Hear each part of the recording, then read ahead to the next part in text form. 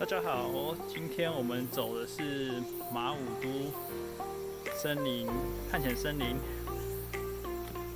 那刚刚已经走完了，从绿光森林这边往上一路走到了虹桥瀑布以及马武都瀑布。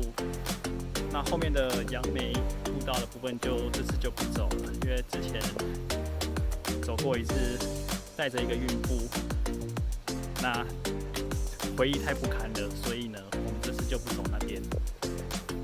那小朋友们他们已经先往前，然后正在准备下山的路上。那基本上呢，马武都的气温很凉爽，因为有北降效应。我们上来的时候是还没快要中午11点，那气温大概是24度。现在1点了，带着小朋友走比较慢，不过基本上他们没有寒热就很好。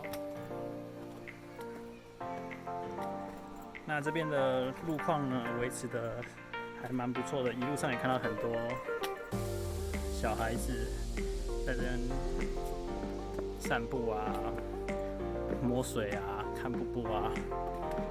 好，那我们接下来就要准备下山去吃午餐。